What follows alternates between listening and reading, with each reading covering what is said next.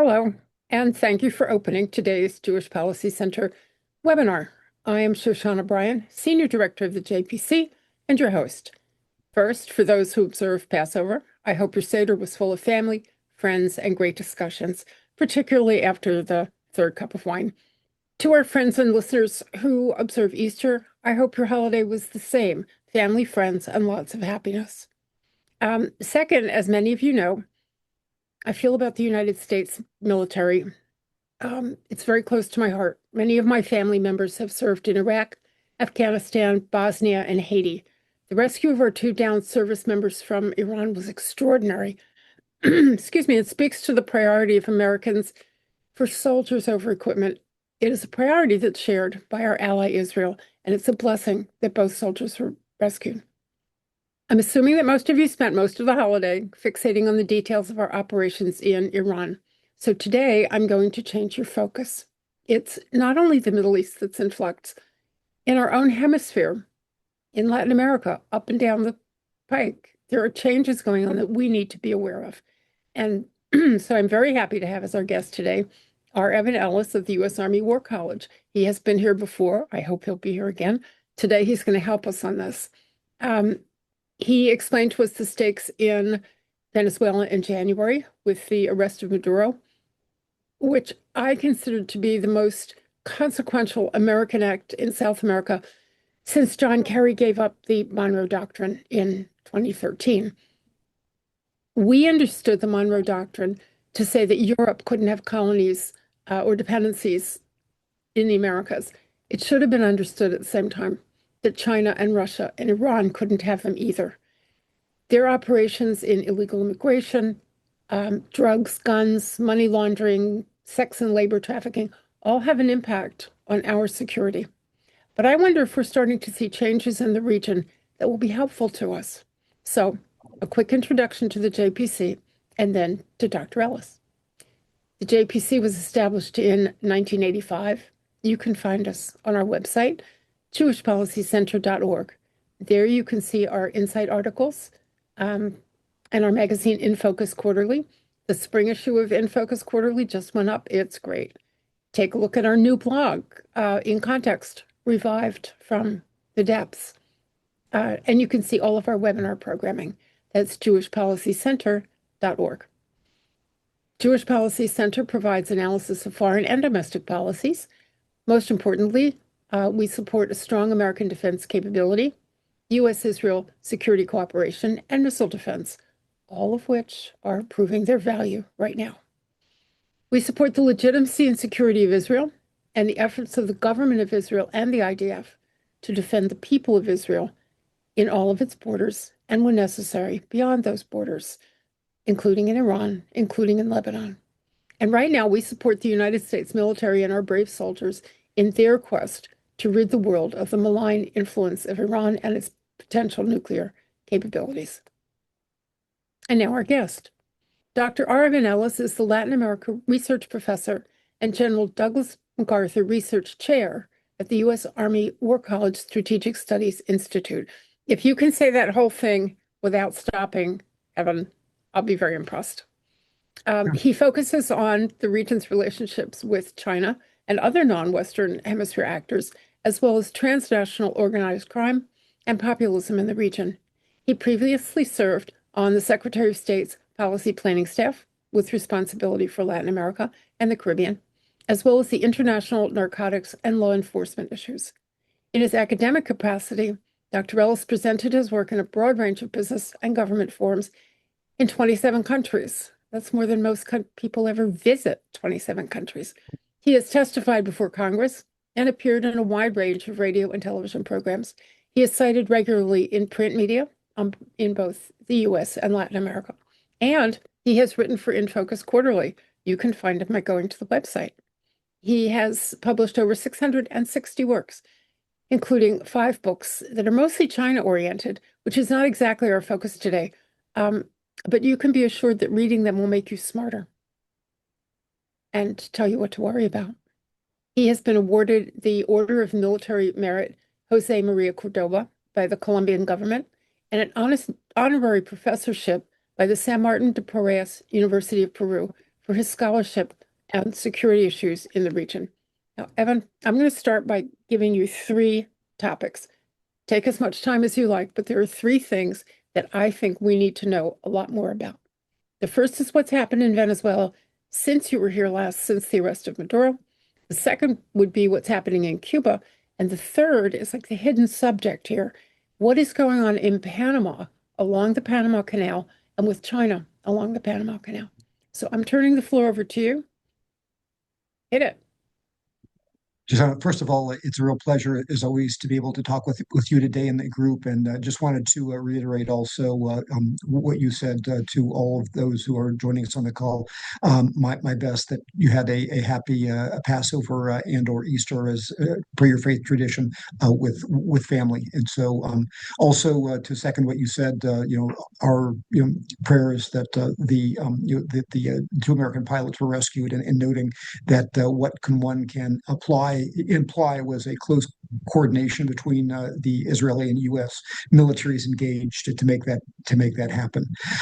Interestingly, as we turn in some ways away from Iraq, but looking at Latin America, for me, it's interesting to see how much what happens in Iran is colored, shapes the attention of Latin America.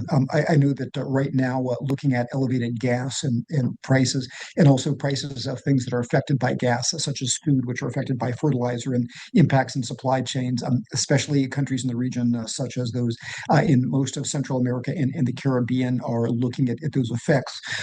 When we remember what happened when Russia invaded Ukraine in February of 2022, in the way in which those similar supply price interruptions and petroleum supply interruptions caused spikes in prices back then as well, we saw frustrations boil over with governments unable to fully subsidize some of those increased prices, leading, for example, truckers and taxi drivers in marginal communities of the region who have to pay their own fuel costs and other input costs, finding themselves in a difficult situation. We saw families who have to pay for their own prices of heating fuel and cooking gas and things like that also affected. And we saw a lot of social turmoil that came out of that. And so as I've been traveling, I was just in Chile not long ago, and with my colleagues elsewhere in the region, understanding that what's happening in the Middle East, not just from a security standpoint, but through the economic connectivity that the regions have, is very much on the minds of many of my colleagues in the region.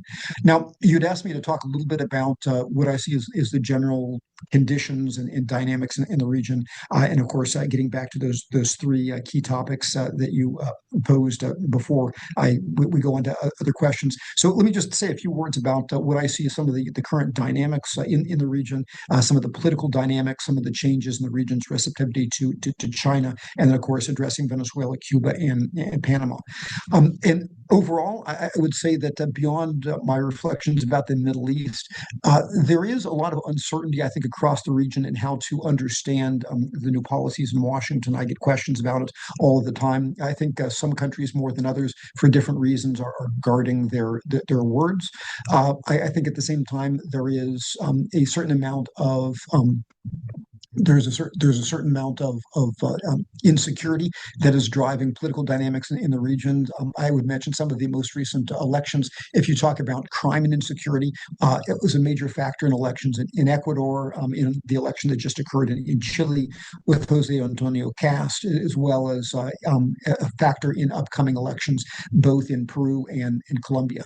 You also see that more broadly, that much of what's happening in the region goes beyond economic problems and also reflects difficulties with the expansion of transnational organized crime activities.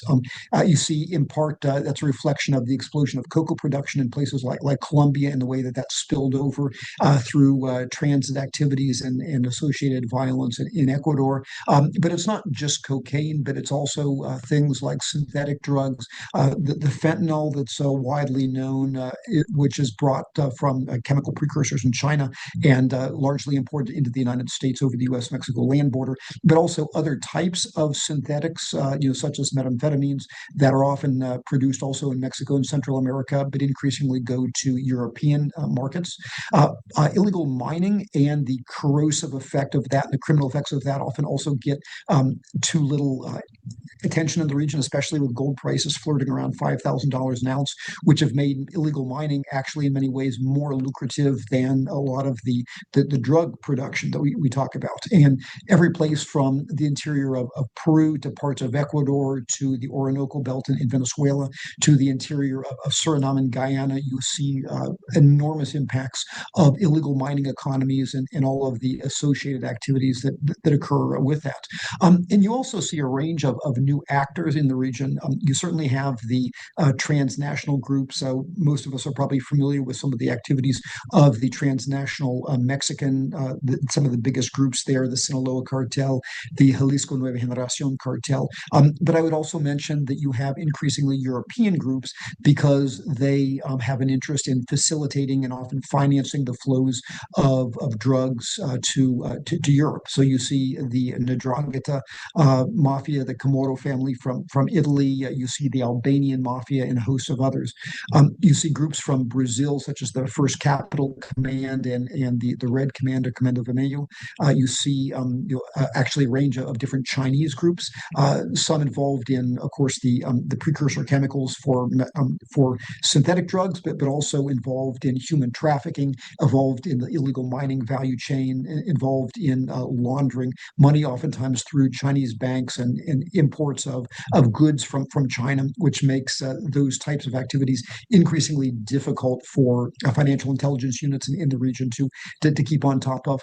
And if these were difficulties, and I'd also mention the advance of technologies in the hands of criminals, and specifically I would call out things like the use of Bitcoin and other cryptocurrencies, which make it harder. It's the cash, but the cash doesn't have to physically move across borders, which creates new challenges for Latin American law enforcement trying to have the technical capabilities and the training to keep up on these type of things. But you also have things like drone technologies, which not only for surveillance and moving products across borders, but increasingly for combat operations enabled by the availability of drones, commercial drones from places like China, but also drones from places like Iran and inspired by what's possible in the Middle East, causing increasing problems in places like Mexico and in places like Colombia, et cetera, et cetera.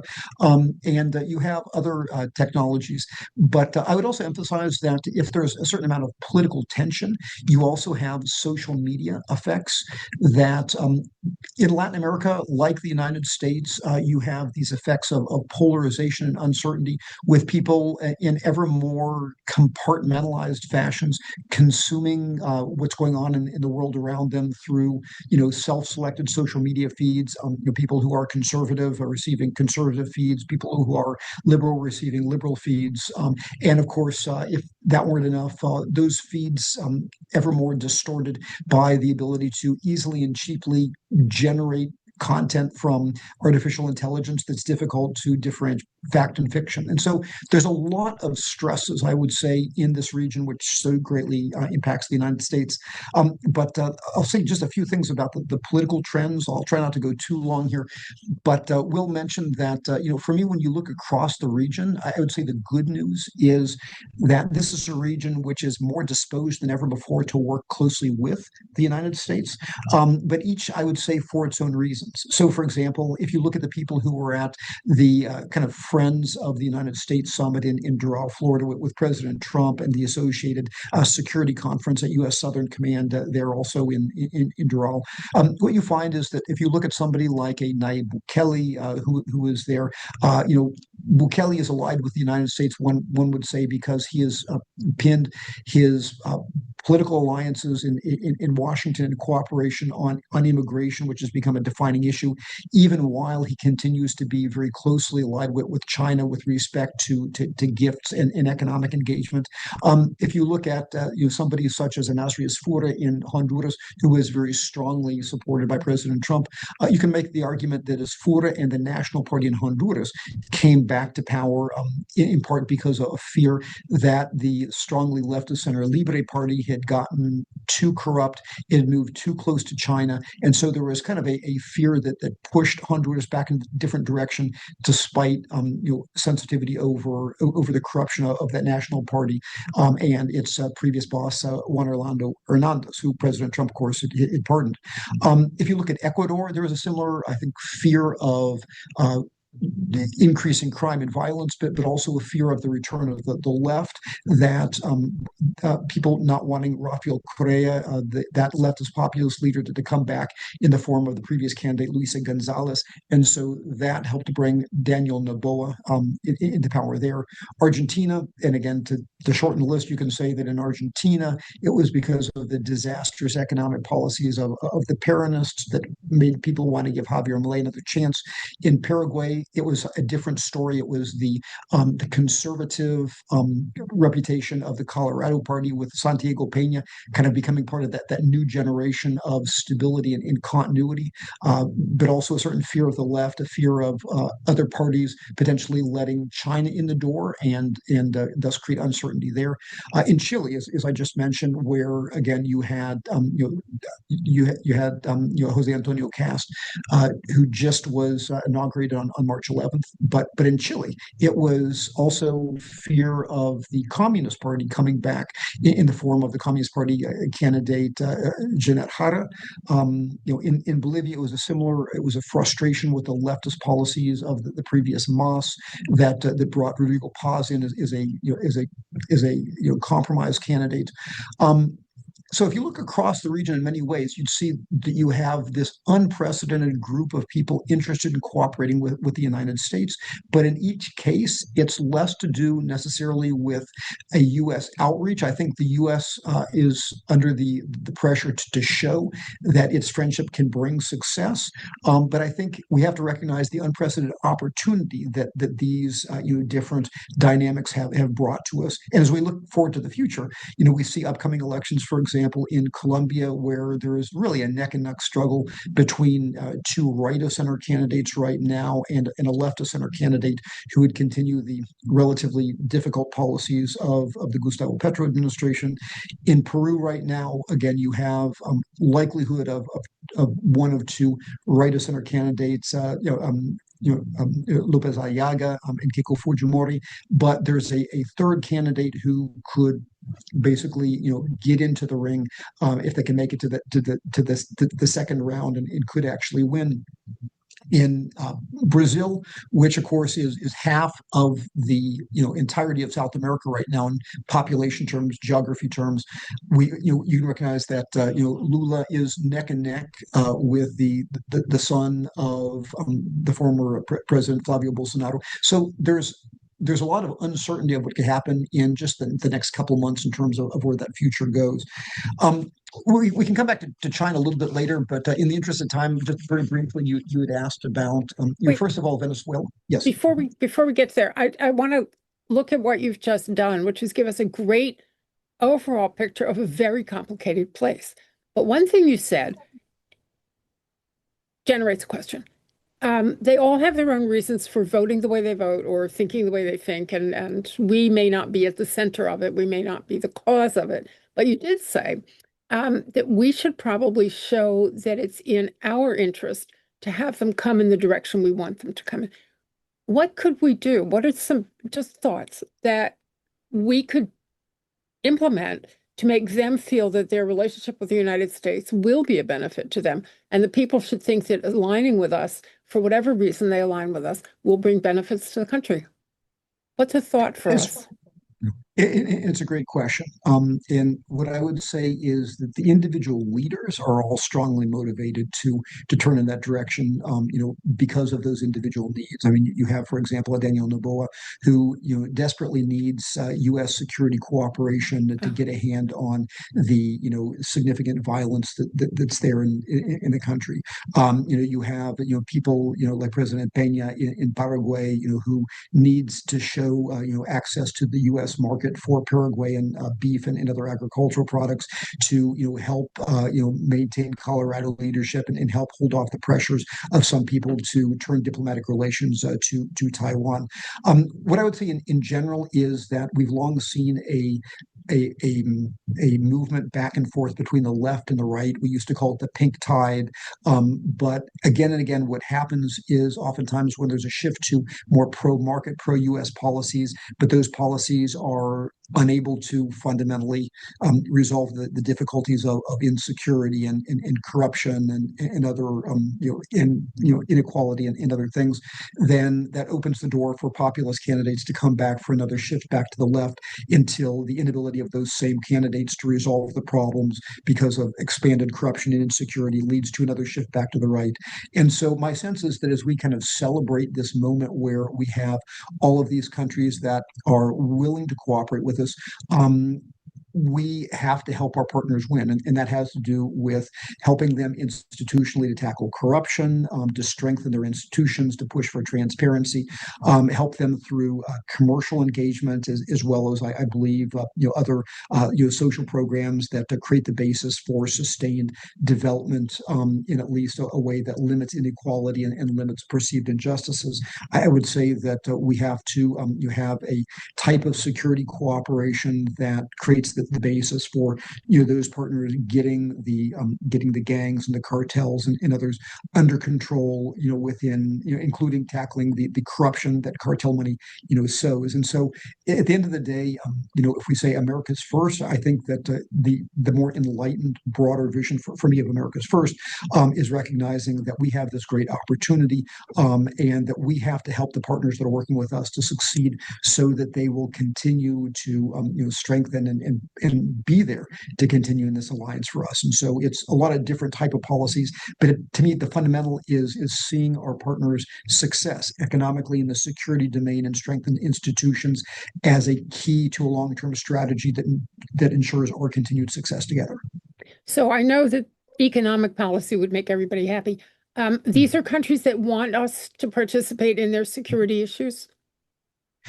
Each country is a little bit different in terms Mhm. of what they're looking for us to do, but in general, there's a receptivity. Indeed, part of the reason that the countries who were invited to the Shield of the Americas summit in Doral were invited is it reflected a certain common willingness to work together on issues such as fighting transnational criminal organizations and drugs and things of that nature. Now, each country has a slightly different structure. And Right. so, for example, Chile, traditionally, the army has played a relatively limited role in security. President Kast started his administration in Chile with a commitment to actually using the army in conjunction with the what they call the Carabineros, their kind of military police, to try to secure the northern border against immigration that's seen as connected to gangs and other things that have caused problems in once secured Chilean cities.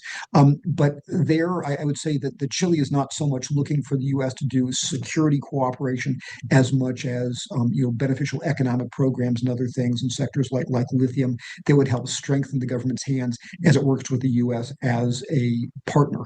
Arguably, in places like the Dominican Republic, the Abinader government there, Luis Abinader, a very close friend of the United States, who strongly supported U.S. activities in the Caribbean, addressing stopping the flow of drug boats, addressing the U.S. operation in Venezuela. My sense is there is a search to continue to work together as partners for broader Caribbean security, et cetera. So I think what each partner is looking for in terms of the type of security cooperation and the other cooperation is different. But I think in general, there is a receptivity to working with the U.S. consistent with the particular situation and needs and frankly, legal framework of each country, which is different. So after many, many years of what I sort of think of as the United States looking at other parts of the world, we really need to look at our own part of the world. I mean, we need to look south and north. I mean, you have to deal with Canada too, I suppose. Um, I don't think we've paid a lot of attention to it, and I think we'd better get on it.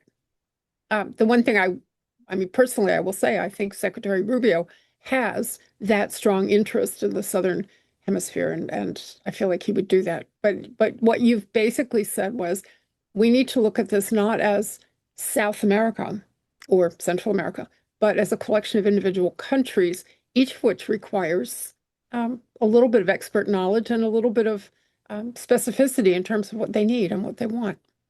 Yes. That's a hard sell for us, but I think we have to do that. So now move into the three areas, because I think if we show successes in those three, we're only going to cement further the desire of others to work with us.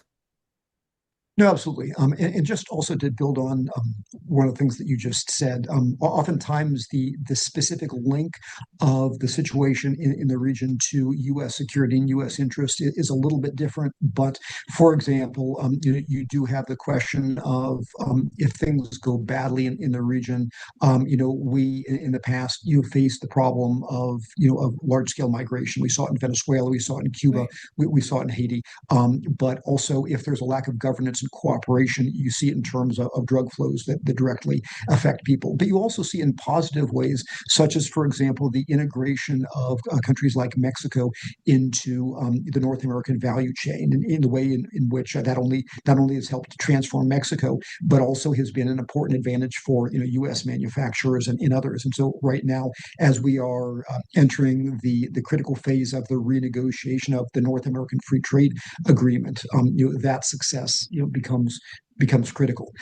But as you point out, the three cases I think illustrate different stories of the same basic concept. And so, with respect to Venezuela, in my judgment, President Trump, the choice that he and his team made strategically in Venezuela was that at least the near-term risk of trying to have the type of transition that brought the legitimate democratically elected government of Edmundo Gonzalez and Maria Corina Machado to power would be too risky. That the chance that they actually could, maintain control and avoid a type of essentially, counter, essentially resistance, terrorist pushback that was planned by the Chavistas who saw themselves getting out of power. And so, essentially, President Trump chose to work with the Chavistas.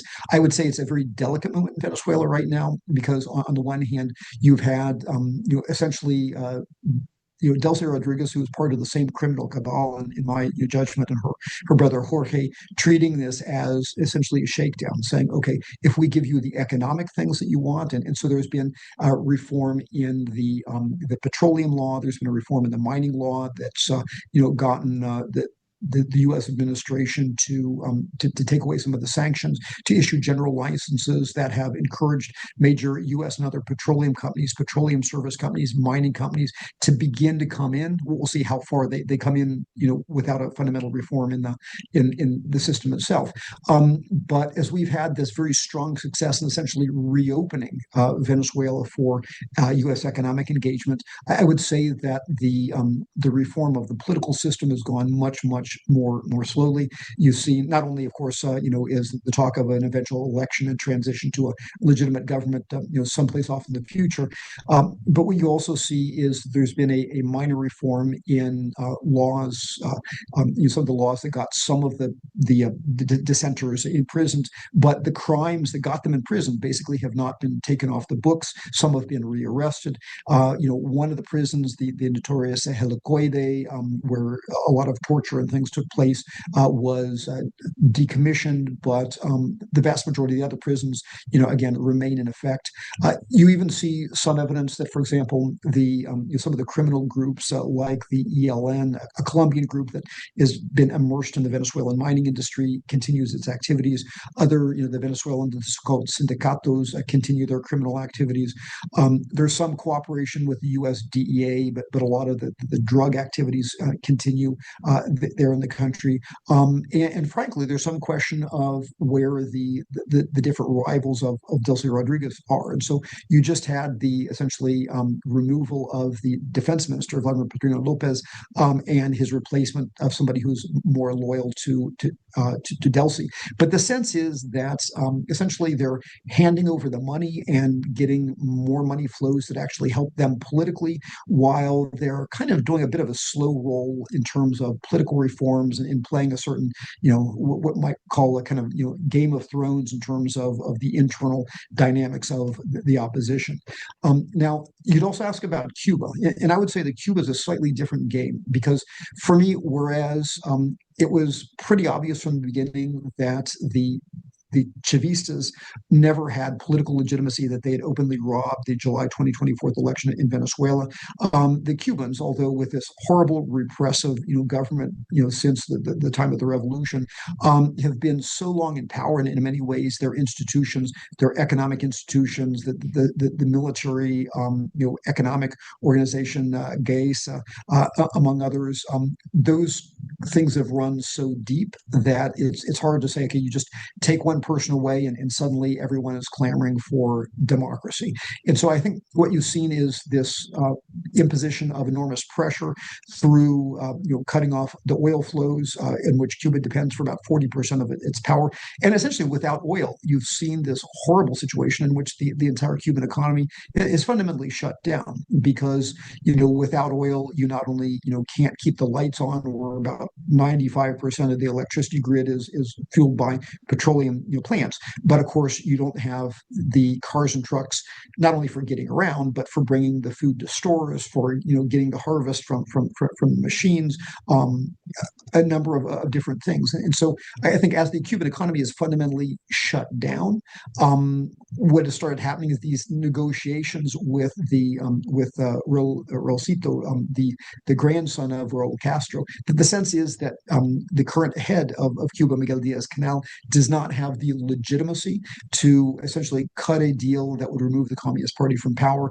And so there's some sense of, okay, let's see if you can get the blessing of somebody who has the Communist Party family name, to essentially allow the communists to stay in power, just like the Chavistas were allowed to stay in power in Cuba, but somehow working towards some economically led transition that you hope would eventually get to another type of transition. And so there's this question of change, but uncertainty of what the change is really getting us.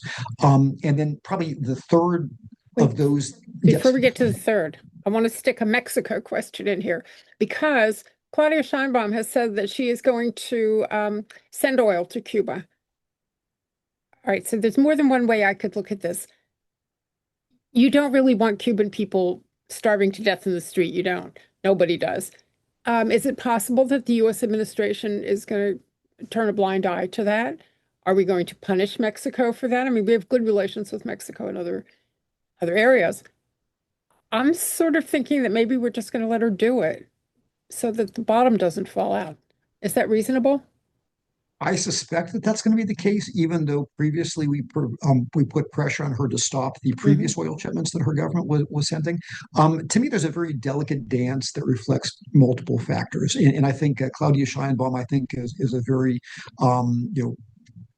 intelligent, capable, scientifically oriented woman, has really kind of shown her capabilities in navigating this difficult political space with the United States. Understanding that getting USMCA through is critical, understanding that avoiding significantly increased U.S. tariffs, at least previously, was critical, and so I think what she's often done is this delicate dance of speaking in very cooperative ways with President Trump, actually cooperating on key issues, such as, for example, extraditing a range of different criminals. I think we've had a total of over 100 different criminals in three major batches wanted by the United States, extradited to the United States. She's deployed the National Guard in various parts of Mexico, including on the northern frontier, to help us with the border security situation.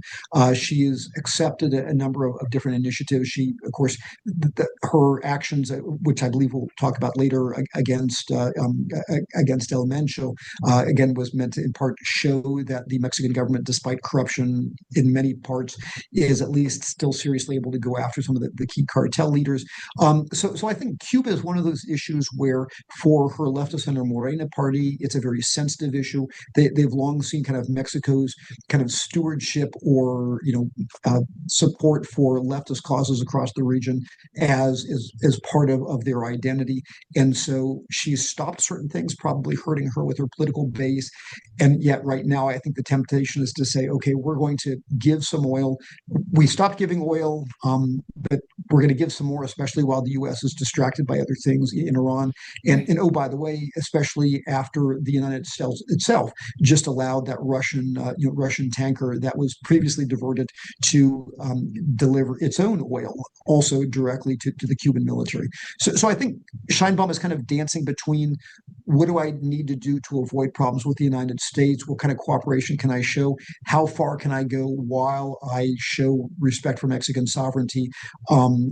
To do certain things that are not going to cross the line. And so I suspect that this probably at the present moment can happen without it crossing the line in terms of bad U.S.-Mexican relations. But again, I think I think Scheinbaum has been, in my judgment, masterful in kind of walking that very fine line, probably better than just about any leader in the rest of the Americas that I can think of. Yeah, she's pretty amazing, actually. Okay, so maybe let's keep the Mexico diversion going here, and we'll get to Panama in a minute. One of the questions that came up here is what did happen in Puerto Vallarta? What was she thinking? What was he thinking? How important is this? And by the way, what does that mean for American tourism? Should we go? Should we cancel? Would you talk about that? Sure. So I think to understand Puerto Vallarta, you have to understand kind of the broader counter-cartel strategy. And so this was nothing new, although it was certainly big. And nor was the reaction anything particularly new, although, again, it was relatively big. And so I think what you've seen, even if you go back to 2006, 2007, when then President Felipe Calderón deployed the Mexican military into Michoacan and later other states to try to push back against the cartels. And they started this kind of counter cartel leadership strategy. What that did is it began systematically taking out leaders, but in the process, fragmenting the cartels and generating violence in more complex competition, which today involves, not just the original 3 or 4, big familial groups, but now somewhere over 300 different groups, Oh, wow. fractions, gangs that are associated, et cetera. And so even just looking at the most recent years, when you saw, for example, there's currently you can say 2 of the biggest franchised cartel. You'd refer to the Sinaloa group. I hesitate to call it a cartel anymore, and the Jalisco Nueva Generación, or CJNG group, and then you have various others.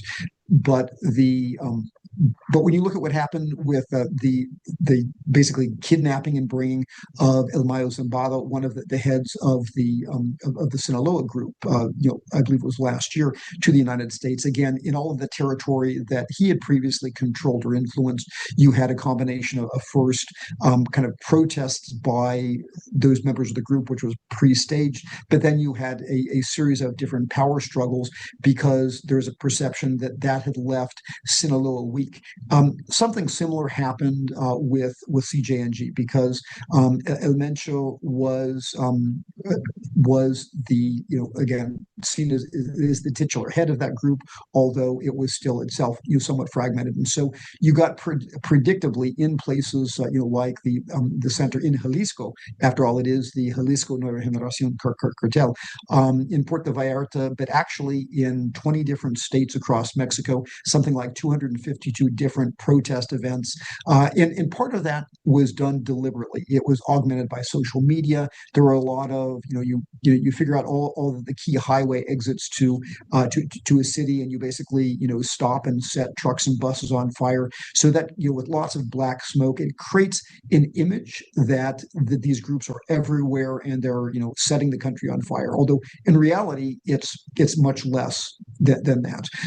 But there were actions literally across the country. I think a total of 30 different Mexican police and security officials were killed. There were a series of gun battles. And so, for me, what happened in Puerto Vallarta was only one of the series of different actions. Now, interestingly, the amount of pushback against Jalisco Nueva Generación that one would have expected, because by rivals who would have thought, okay, now maybe they're weaker, has not occurred as much as was feared since the February 2022, the February 22nd incident. We have to recall that in states like Michoacan, there is a battle between CJNG, elements of Sinaloa, elements of what used to be called the La Familia Michoacana, a group called the United Cartels or Carteles Unidos.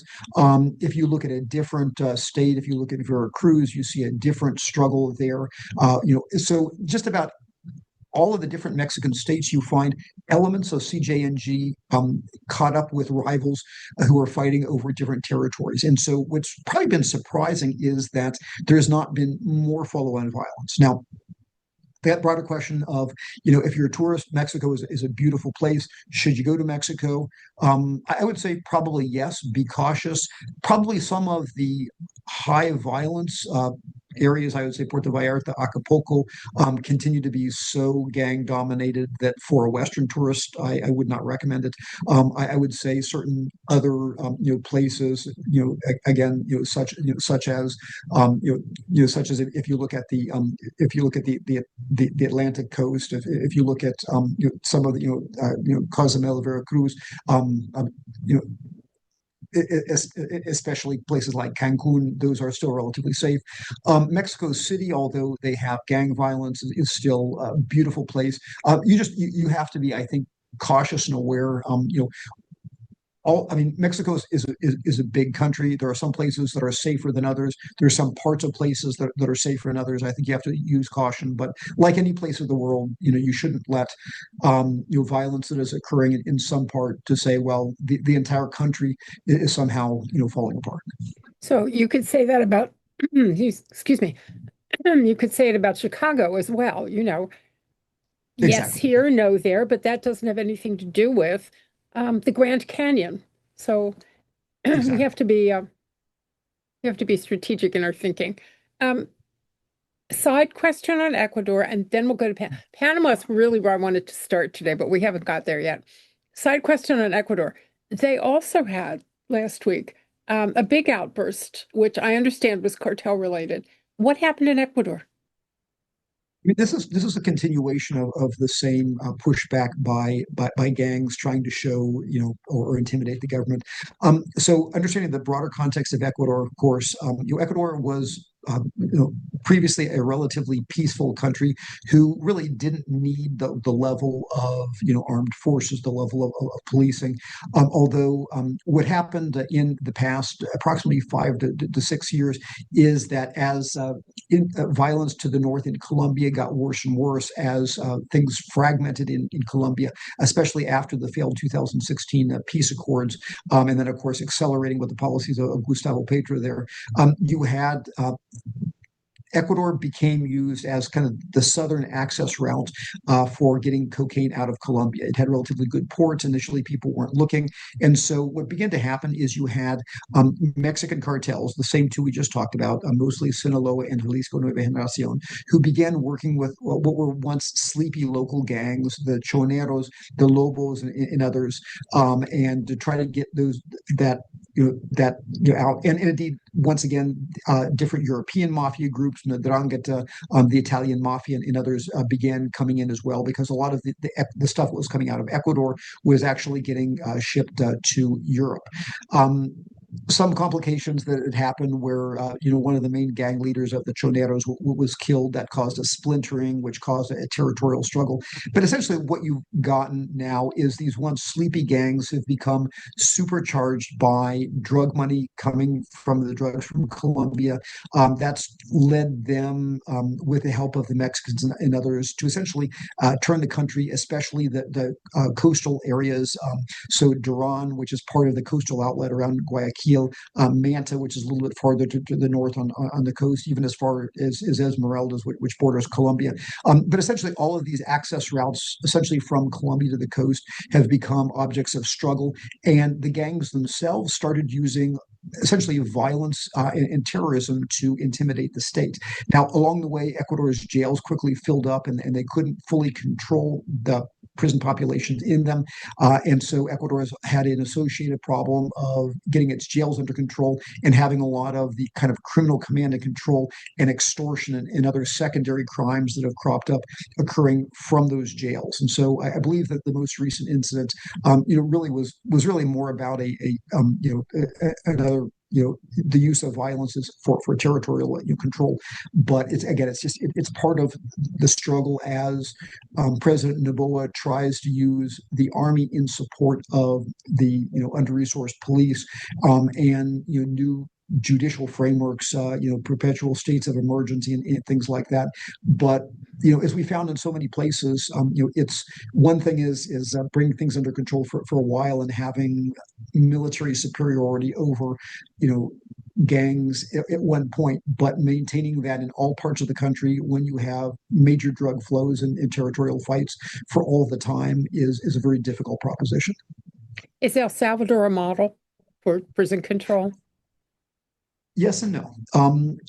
We used to have this exact same conversation about Salvador because it was the same chicken and the egg. You had very violent gangs, Mara Salvatrucha, Barrio 18, who had basically taken control. They were doing extortion rackets against all of the small businesses, against the bus drivers, against the taxi company operators.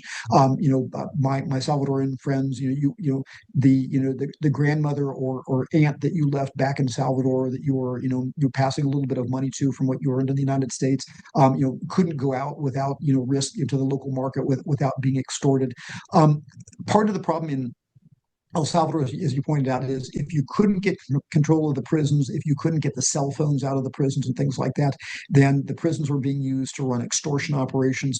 And a series of governments had basically tried to use what they call mano duro or heavy hand to just crack down, throw more people in the prisons, move people around from prisons. But in my judgment, what Bukele did, for good or bad, to begin to solve the problem. And it was a combination of good and bad. He said, number one, you can't have these old prisons in major urban, areas. We need to build these big prisons where we can really separate the prisoners. But to do these other things, what really also helped Bukele is that he was able to get from some initial successes, he was able to get something like 2/3 of the control of the Salvadoran legislature for his New Ideas Party. And with that, he could just start passing laws that I think many of us in the West would find very questionable. And so, literally mass trials. And so, you could try 900 people at once, on the same charge without individual evidence. There were laws saying basically if you had a tattoo or if the police suspected you of being a gang member, you could throw them in jail. And so essentially what Bukele did is he was able to, lock up people, but unfortunately, he also was able to use the law saying, well, we'll lock up just about anybody that we think is a gang member, although the estimates are that about 10% of the people who are in El Salvadoran prisons, of the 90,000 in there now, are in there accidentally, who aren't actually gang members. And so you'd say, well, 10%, getting it wrong sounds pretty horrific. But the bottom line for El Salvador is that a country that once used to have 104 murders per 100,000, I'll say literally 10 times Chicago, and there are areas in Chicago I wouldn't go either. But now it's literally, I think, 3 to 3.5 per 100,000. El Salvador has become basically safer than Canada, and that's saying a lot. And so for Salvadorans, it's like, okay, if 10% of the people in jail shouldn't actually be there, but my aunt and grandmother can go to the local market and community life can restore. In a way, Salvadorans have said, we're willing to make that cynical bargain, and Bukele is hugely popular. So I'd say, there's certain technical things that he did very well that previous governments had failed to do in terms of police coordination and retaking control of communities and retaking prisons.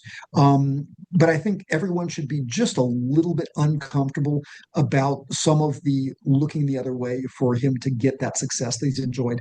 And frankly, it's a lesson that people should look at both of those sides, as a lot of other governments around the region, like Ecuador's government, actually look at that example with their own insecurity problems and say, hey, what can we learn from El Salvador? I think there's an issue of what can you learn and what shouldn't you learn? Which probably holds true for the United States as well. Some Indeed. things we could learn and some things really I don't want to go there. Indeed. Okay. We've gone all this way. We're coming to the last moments of this program. Could we do Panama, please? Sure. Who runs the Panama Canal these days? Well, you have multiple different countries or multiple different companies that run the Panama Canal. So, first of all, the Panama Canal itself, just to be clear, there were two treaties, not one. In 1977, when President Jimmy Carter and Panamanian President Omar Torrijos, signed an agreement to return what was previously the canal zone to Panamanian sovereignty. One of those had to do with the security of the canal against outsiders who, again, recognizing that if some hostile power, like back then, whether it was the Soviet Union or even then thinking about China, you need to have a way of keeping the canal open, but also having it open for maritime commerce. And then, of course, issues of sovereignty and in agreement that the Panamanians would maintain it open for all parties, that wouldn't prejudice one party versus another. So anyway, so there's a lot of complexity, but that complexity prevents Panama legally from doing certain things, like just giving the canal over to the United States or not charging the United States or various other things. And of course, Panama also has continued to do an exercise called Panamax. Actually, it's a two-part exercise every year in which lots of actors get together and work together to practice how they would make sure that the Panama Canal can continue to maintain itself open in time of conflict. But the part of the story, of course, that's most recent, you had a series of different things that happened across three Panamanian presidents. It used to be Panama recognized Taiwan, not China, although China did a lot of business in the region.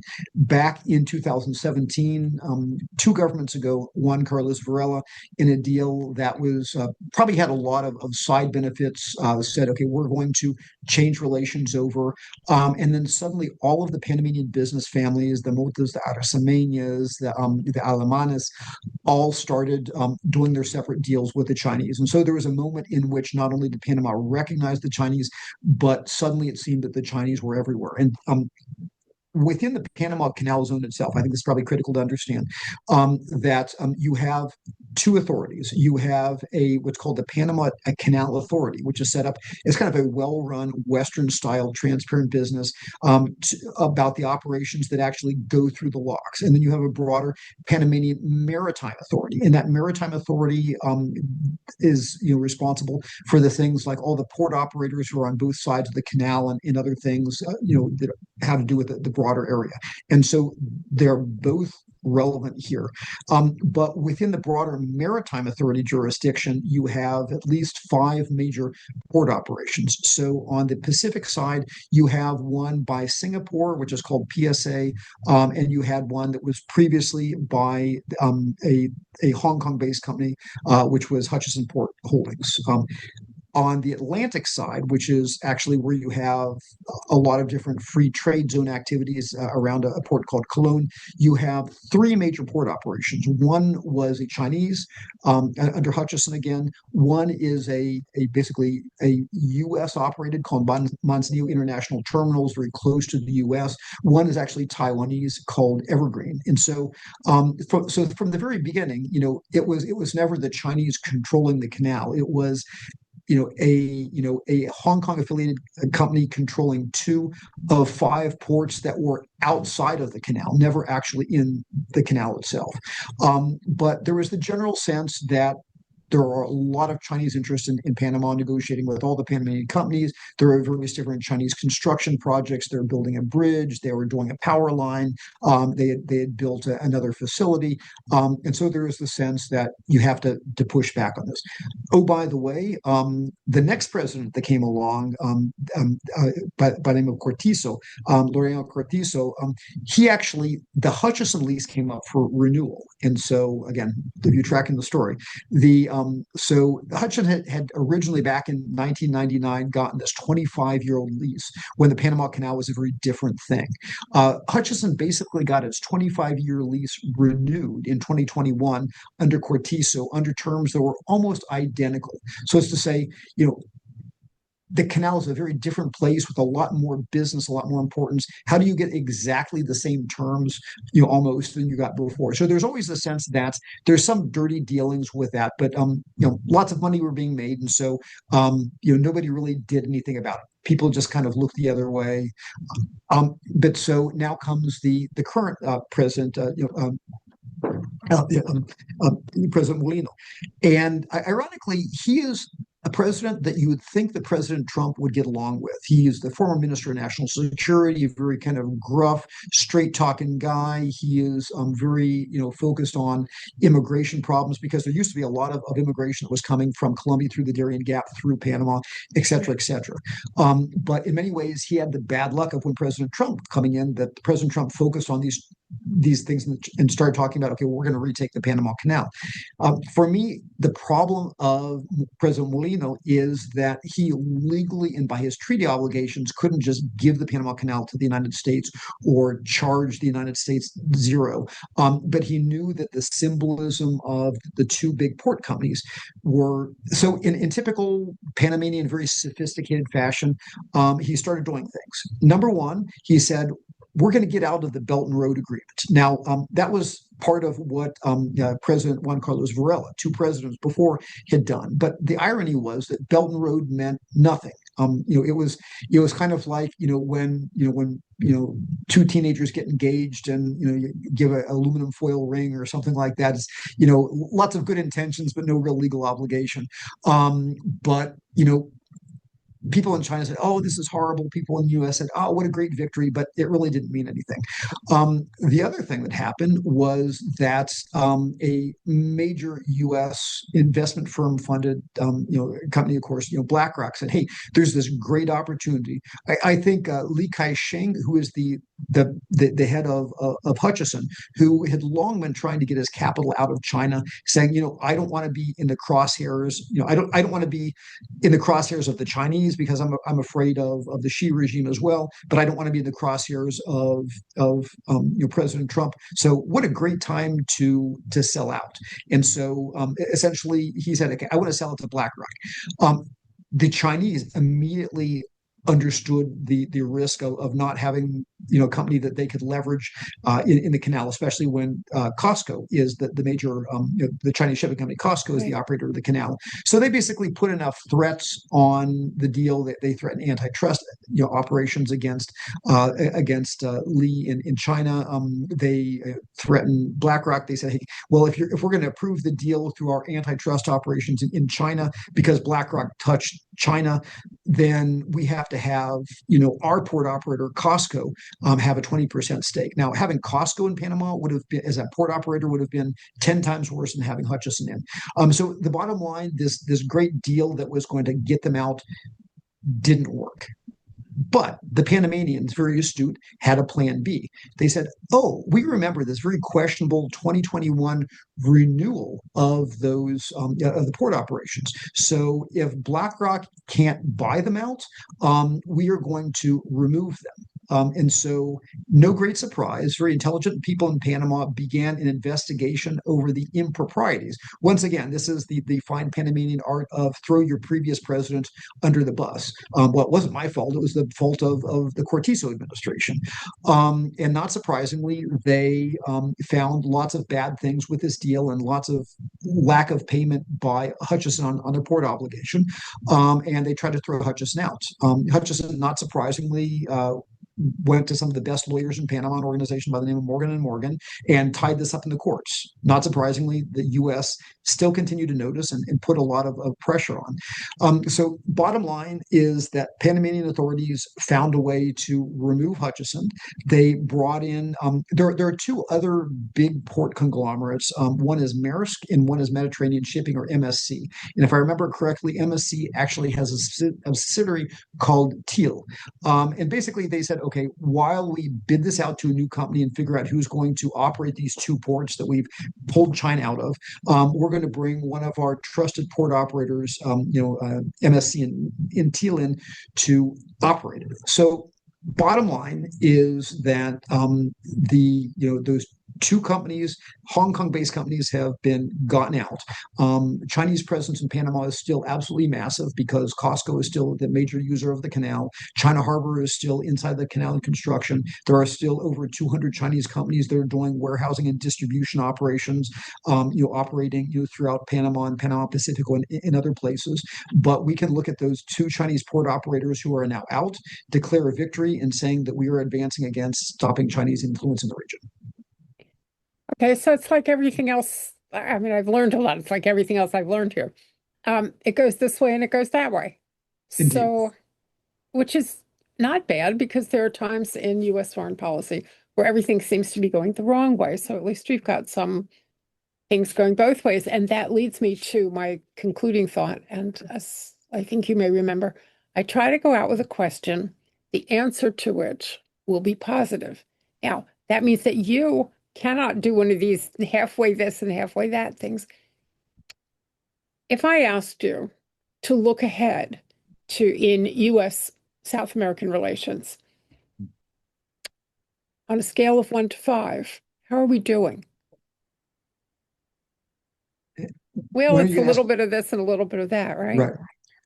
And you promised me at some point you're going to end with a question that I can answer positively. Well, I thought that was it. No? Okay, so let me phrase the question differently. Okay. Give us a positive on which to go out. What's the best thing that you see happening in South America from the American point of view? What is the best thing that we can look at as Americans, North Americans? Okay. While recognizing that there are a lot of issues, I think that there are a lot of very positive things that are coming out of the current period. I think number one is that we have recognized the importance in economic terms and security terms of the region and the need to continue to pay more influence to it. Whether that is we can do that better or worse in the future. I think just recognizing the importance is an important start. I think number two is that we have a team at state, especially that is with an unprecedented level of expertise at the national level. I mean, historically, we've always had very bright Foreign Service officers within the Western Hemisphere organization, within WHA and other parts of state who know Latin America. But to have people at the very top level, I mean, not only Marco Rubio, but I would also call out, for example, Chris Landau.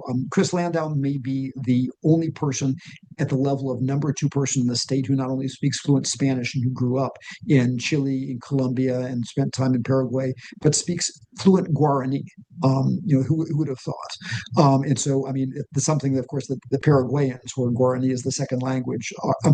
But so you have, I'd say number three is that we have a group of countries across the region which are giving us an opportunity to do good things together on a scale that we haven't had before. Again, I mean, without going through the entire list, but countries that used to be off the map for years and years. And so amazing new opportunities, for example, in Bolivia with Rodrigo Paz, who just came in, opportunities to take our relation a different way in Chile, possible, opportunities,